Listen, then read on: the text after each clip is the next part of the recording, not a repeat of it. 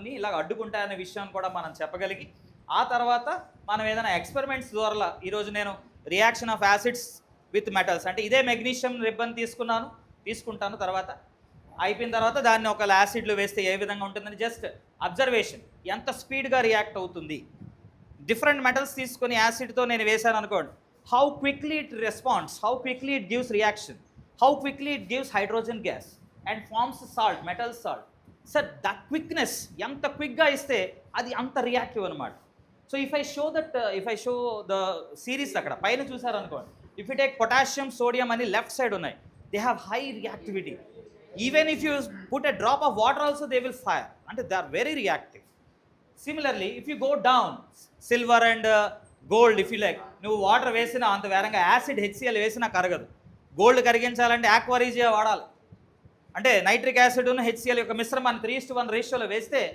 Then only it will dissolve and otherwise it will not dissolve అంటే suggesting that those metals are very stable so that is why we use in ornaments and all those stuff right sir he will brief what has happened today meeting అండి మీరు R P L అంటే ఇక్కడ 47 members attendance అండి present roll ఉంది 45 ఇద్దరు morning నుంచి మనకి ఇది 5వ సెక్షన్ అండి ఇది మార్నింగ్ నుంచి 4 సెక్షన్ జరిగాయి మార్నింగ్ 1 అవర్ స్కూల్ లెవెల్లో జరుగుతున్నటువంటి ఎన్రోల్మెంట్ డ్రైవ్ కానీ ఎస్ఎస్సి ప్లానింగ్ కానీ వీటి మీద రివ్యూ చేసామండి నెక్స్ట్ 2వ సెక్షన్లో వచ్చేటప్పటికి డిఫికల్ట్ టాపిక్స్ మీద చెప్పడం జరిగింది నెక్స్ట్ ఏంటంటే 3వ సెక్షన్లో ప్రశస్త దాని గురించి మాట్లాడడం జరిగిందండి 3-4 సెక్షన్లో 5వ సెక్షన్ ఇప్పుడు ప్రెజెంట్ మన కొలాబరేటివ్ లెసన్ ప్లానింగ్ అంటే రాబోయే నెలకు సంబంధించి మనం ఒక లెసన్ తీసుకుని దాన్ని ఎలా మనం చెప్పుకోవాలని ఇక్కడ మనం ఆలోచించుకొని దాన్ని మనం కాంప్లెక్స్ లెవెల్ వచ్చి స్కూల్ లెవెల్కి తీసుకెళ్ళి స్కూల్లో ఈ రకంగా మేము పిల్లలకి ఎడ్యుకేట్ చేయడానికి బాగా పాఠాలు చెప్పడానికి ఈ ప్లాట్ఫామ్ వాడుకుంటున్నామండి ప్రెజెంట్ ఇప్పటిదాకా జరిగింది అయితే ఇదండి అలాగే టెక్స్ట్ బుక్లు కూడా ఈరోజు మనకి టెక్స్ట్ బుక్లు కొత్తగా తయారయ్యాయి కాబట్టి అందులో ఏంటేంటి మార్పులు జరిగాయి అన్న దాని మీద కూడా మేము కూలంకషంగా చర్చించి నేర్చుకోవడం జరిగిందండి ఆ ఫీడ్బ్యాక్ అంతా కూడా ఇక్కడ ఫీడ్బ్యాక్ వాళ్ళ మీద పెట్టడం జరిగింది వీళ్ళందరూ దాని గురించి పూర్తిగా తెలుసుకున్నారు సార్ ఆ టెక్స్ట్ బుక్లో మనకి లాస్ట్లో ఏఐని కూడా ఎలా వాడాలి అని పిల్లలకి ఎప్పటి నుంచే నేర్పే సొసైటీ రేపొద్దున వాళ్ళు బాగా ఉపయోగపడుతున్న ఉద్దేశంలో లాస్ట్లో పెట్టడం జరిగింది అలాగే ఎక్కువ అలవాటు అయిపోతే హోంవర్క్ కూడా ఏఐ చేసేస్తుంది అది ప్రమాదం ఉంది పాజిటివ్ జాగ్రత్తగా ఉండాలి అవును ఆ రకంగా మార్పు జరిగిందండి టెక్స్ట్ బుక్ అమ్మా అంటే మంచికి వాడుకుంటే బోను చెడుకు వాడుకుంటే అంతే అమ్మా ఎనీథింగ్ ఇప్పుడు జీవితంలో anything use for good it is good చెడు కూడా వాడచ్చు కదా కొంచెం ముందరికి వస్తా అందరూ చూస్తే చాలా ఆనందంగా ఉంది ఎందుకంటే క్లస్టర్ మీటింగ్ నేను మొదటిసారి పాల్గొనడం జరుగుతుంది ఎప్పుడు మేము రిఫార్మ్ తీసుకొద్దామనే ఆలోచనలో ఉన్నాం నేను యువగలం పాదయాత్రలో కూడా అనేక మంది ఉపాధ్యాయుల్ని కలిశాను నేరుగా ఇష్యూస్ తెలుసుకునే అవకాశం కలిగింది అప్పుడు మనోళ్ళు ఇచ్చిన సూచనల మేరకే మార్పులు చేర్పులు చేసుకుంటూ వచ్చాం మీరు చూస్తే మొదటి సంవత్సరంలో అనేక సంస్కరణలు తీసుకొచ్చాం ఎందుకంటే ప్రజాప్రభుత్వం వచ్చి 2 సంవత్సరాలు అయింది తీసుకొచ్చిన సంస్కరణలు మొన్న జరిగిన ఎగ్జామ్లో కొంతమేరకు ఫలితాలు వచ్చినాయి నేను సంతృప్తి చెందానా నేనైతే చెందాను కానీ ముఖ్యమంత్రి గారు చెందలేదు ముఖ్యమంత్రి గారు ఏమంటే 100% రావాలి కదా ఎందుకంటే ఈరోజు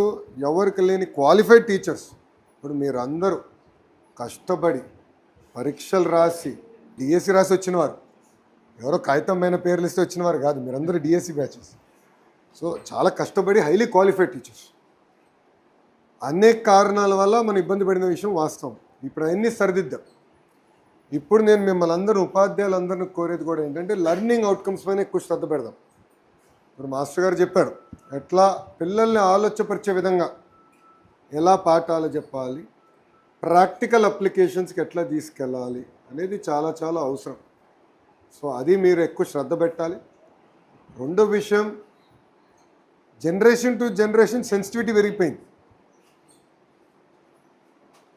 నేను స్కూల్కి వెళ్ళినప్పుడు స్కూల్లో నేను అల్లరి మా టీచర్ గట్టిగా 2 బీకేది నన్ను కొట్టేది మా క్లాస్లో ఎగ్జాంపుల్ చేసాం కూడా నన్ను ఎక్కువ కొట్టేవారు మేము ఇట్లా దులిపేసుకుని మళ్ళీ మేము పని చేస్తున్నాం కానీ ఇంక 3 తరాలు మారేగల ఏమైందంటే సెన్సిటివిటీ పెరిగింది పిల్లలు కూడా మారుతున్నాం అది మనం అర్థం చేసుకోవాల్సిన అవసరం ఉంది ఎందుకంటే మేము గతంలో ఇట్లనే చేసాం కనుక అదేం పని చేస్తున్నాం కాదు ఇప్పుడు పిల్లలు కూడా ఏంటంటే ఇప్పుడు ఏఐ అనండి వేరే మార్గాలు అనుకోండి పిల్లలు కూడా ఆలోచన మారింది.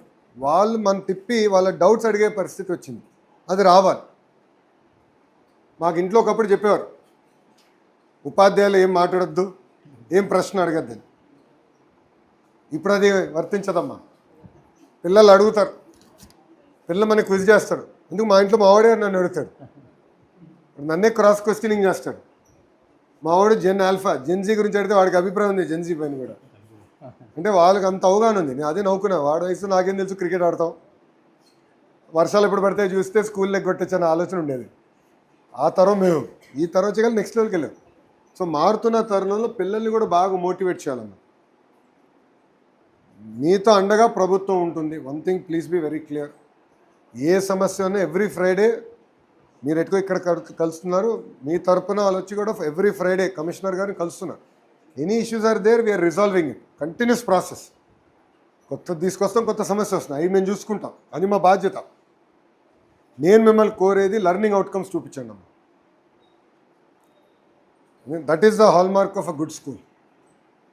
నేను అదే ఇప్పుడు మా టీంకి చెప్తా ఉన్నాను. నేను భారతీయ విద్యా భవన్కి వెళ్ళా. భారతీయ విద్యా భవన్లో మా తర్వాత క్యాంపస్ మారు. ఐ థింక్ 8th క్లాస్లో క్యాంపస్ మారు. 8th క్లాస్ వరకు ఇంత ఇన్ఫ్రాస్ట్రక్చర్ కూడా మాకు లేదండి. ఇంత ఇన్ఫ్రాస్ట్రక్చర్ కూడా లేదు. కరెక్ట్గా 3 అడుగుల వరకు గోడ ఉండేది, కేన్ కట్టేవారు, పైన రేకుల షెడ్ ఇవ్వాలి. సో ఇన్ఫ్రాస్ట్రక్చర్ పర్ఫెక్ట్ అయిందని నేను అన్ను. డెఫినెట్గా ఇంకా ఖర్చు పెట్టాలి, కానీ ముందరికి ఇప్పటికీ చాలా మెరుగుపరిచాం. ఇన్వెస్ట్మెంట్స్ అవుతున్నాయి, ఇంకా చేస్తాం. హై స్కూల్స్ పైన పెడుతున్నాం, సిఎస్ఆర్ డబ్బులు తీసుకొస్తున్నాం, రాష్ట్ర ప్రభుత్వ నిధులు జోడిస్తాం, ఇంకా చేస్తాం. అది హార్డ్వేర్తోనే సమస్య పరిష్కారం. అది సాఫ్ట్వేర్ చాలా చాలా ముఖ్యం. అది మీరు చాలా కీలకమైన పాత్ర వహిస్తారు. సో అందుకే పిల్లలు ఆలోచించే విధంగా, క్రిటికల్ అనలిటికల్ థింకింగ్ వచ్చే విధంగా దయచేసి మోటివేట్ చేయండి. నంబర్ 1. రెండోది, పిల్లల్లో రెసిలియన్స్ పెంచాలమ్మా. ఫెయిల్ అన్న పదం తట్టుకోలేకపోతున్నారు ఈ తరం. అందుకే ఎక్కడికి వెళ్ళినా ఫెయిల్ అంటే ఫస్ట్ అటెంప్ట్ ఇన్ లెర్నింగ్ అంటున్నా. First attempt in learning. ఇప్పుడు నేను కూడా 2019లో ఓడిపోయినవాడు. మొదటిసారి పోటీ చేసి ఓడిపోయా. నేను కూడా బాధపడ్డా, కానీ అది నన్ను ఎప్పుడు వెనక ఆగల. నాలో కసి పెంచింది. 80% పోరాడాలి, అక్కడ నిలబడాలి, గెలవాలని తాపత్రయం నాలో వచ్చింది. ఆ కసి రావాలి. అది పిల్లలకి మీరు కూడా మోటివేట్ చేయాలి. ఎందుకంటే మనకు వచ్చే పిల్లలు కూడా డిఫరెంట్ బ్యాక్గ్రౌండ్స్ నుంచి వస్తారు. చాలామంది బ్రోకన్ హౌస్ హోల్డ్స్ నుంచి వస్తారు. ఆల్కహాలిక్ ఫాదర్ ఉండొచ్చు. నేను ఒక ప్రభుత్వ జూనియర్ కళాశాలకు వెళ్తే పాపతో అప్పుడే మేము మధ్యాహ్నం భోజనం పెట్టాం. ఈ ప్రభుత్వం, మన ప్రభుత్వం వచ్చిన ఆ చెల్లి చెప్తే బాధ వేసింది. తల్లిదండ్రులు చిన్న వయసులో చనిపోయారు. అమ్మమ్మ దగ్గర పెరుగుతుంది. అమ్మమ్మ రోజు కృష్ణా బ్యారేజ్కి వెళ్ళి చేపలు పట్టి తీసుకొస్తేనే ఈమెకు భోజనం. మనం ఏమనుకుంటాం, ఓకే మధ్యాహ్న భోజనం మంచి పథకం అనుకుంటాం, కానీ అది ఆ పాపదే చిన్నిందా నాకు అనిపించింది. ఏం చేస్తున్నాం మనం అందరం.